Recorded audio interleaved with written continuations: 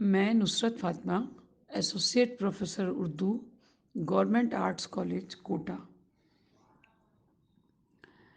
बच्चों, जैसा आपको इल्म है कि हम इस सेशन में कोविड की वजह से ई कंटेंट के तौर पर मुख्तलिफ़ मौज़ूआत पर वीडियोज़ बनाकर बच्चों की सहूलत के लिए और उनका कोर्स मुकम्मल करने के लिए भेज रहे हैं, बना रहे हैं, ताकि बच्चों का सिलेबस भी मुकम्मल हो सके और वो अपने इम्तिहानात की तैयारी कर सकें।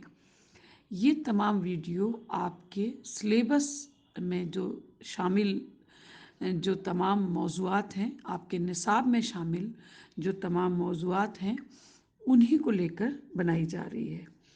और कोशिश ये की जा रही है कि इस तरह के मौज़ूआत को इस तरह समझाया जाए ताकि आप उसकी वीडियो देखकर या उसका ऑडियो सुनकर वो मौज़ू जो है, उसके कंसेप्ट जो है आपके ज़हन में साफ़ हो सके। इसी सिलसिले में आज मैं एक मौज़ू ले रही हूँ, वो है इक़बाल की मशहूर तसनीफ़ बांग दिरा। इक़बाल हमारे फर्स्ट ईयर के सिलेबस में, बीए फर्स्ट ईयर के सिलेबस में भी शामिल है। फाइनल ईयर के सिलेबस में भी तारीख़ी एतबार से इक़बाल को पढ़ा जाता है। इक़बाल की कुछ नज़में हैं और एमए के प्रीवियस के फर्स्ट पेपर में इक़बाल की नज़में, तवील नज़में शामिल हैं और एमए फाइनल के पेपर 9th में इक़बाल बतौर शायर के तौर पर भी शामिल है। इसलिए ये मौज़ू तमाम क्लासेस के लिए बहुत ज़रूरत और फ़ायदे का साबित होगा, ऐसी मैं उम्मीद करती हूँ। इक़बाल की ये तसनीफ़ बांग दिरा बहुत ही मशहूर तसनीफ़ है। मैं इक़बाल की सवानही का वीडियो मैंने नहीं अपलोड किया है। उसकी वजह यह है कि सवानही किसी भी क्लास में सवाल का हिस्सा तफसीली तौर पर कम बनता है, बल्कि उनके हालात ज़िंदगी के कुछ मुतफ़र्रिक़ सवालात ज़रूर आते हैं।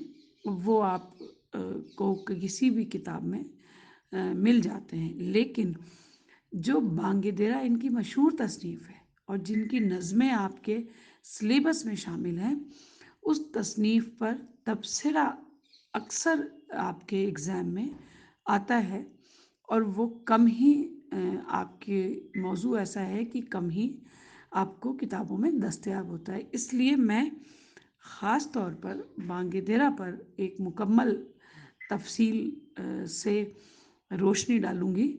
ये है कि इसको मुझे कई वीडियो में यानी कई हिस्सों में तक़सीम करना पड़ेगा और इसको आप सुनेंगे तो आपके लिए बहुत से सवालात के जवाब भी मिल जाएंगे और फ़ायदेमंद भी साबित होगा।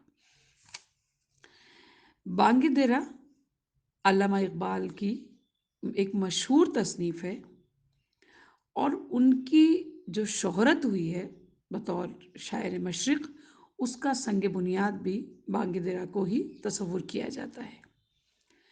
हकीकत ये है कि आवाम में इसी की बदौलत वो लाजवाल शोहरत उन्होंने पाई। उनकी दूसरी किताबों की इतनी शोहरत नहीं हुई। वजह ये थी कि दूसरी किताबें उनकी आसान ज़बान में नहीं थी। इक़बाल की गज़लों और नज़मों का ये दिलकश मजमुआ 1924 में पहली बार शाया हुआ था। उस वक्त से लेकर ये किताब अब तक कई बार और कई नुस्खे इसके शाया हो चुके हैं। इक़बाल की तसानीफ़ असरार खुदी और रमूज़ खुदी 1914 और 1915 में और पयाम मशरिक़ 1933 में शाया हुई थी।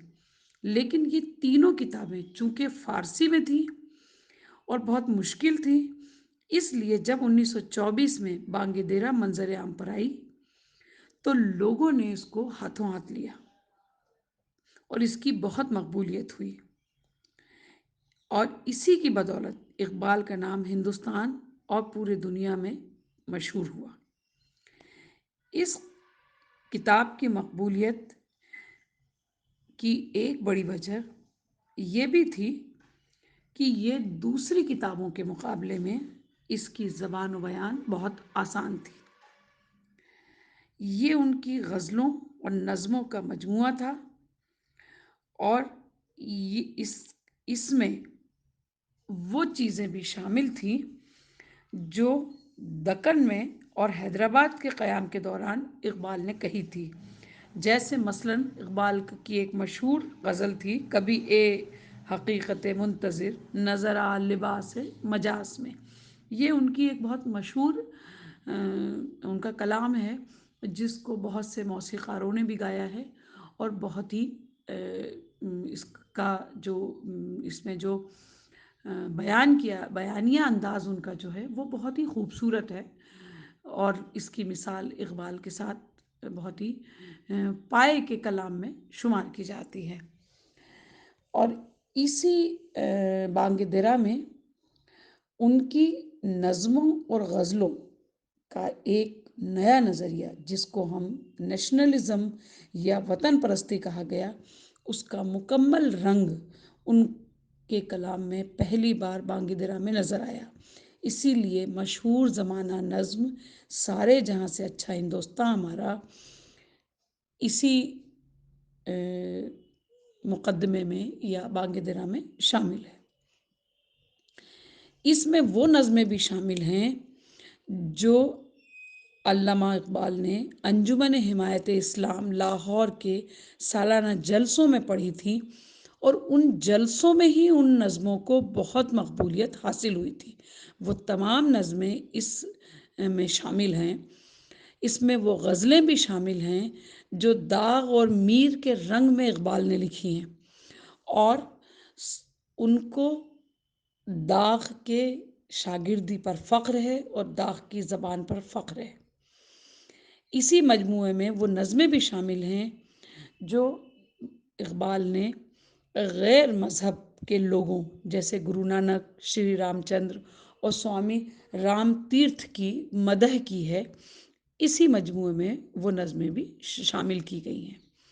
اس میں وہ غزلیں بھی شامل ہیں جو بانگ درا کی اشاعت سے برسوں پہلے ہندوستان کے مختلف رسالوں میں شائع ہو چکی تھی، اور عوام کی نظروں سے گزر چکی تھیں۔ عوام اس کو مقبولیت کے درجے پر فائز ہو چکی تھی، اور اس کتاب کی پہلی نظم ہمالہ 1901 میں رسالہ مخزن میں شائع ہو گئی تھی۔ اسی سلسلے میں بانگ درا پر آگے اپنا لیکچر جاری رکھوں گی۔ اس کو چونکہ ایک ہی اتنا طویل موضوع ہے کہ ایک ہی ویڈیو میں یہ مکمل نہیں ہو سکتا ہے، تو اس موضوع کو میں آئندہ ویڈیو میں جاری رکھوں گی۔ شکریہ بچوں۔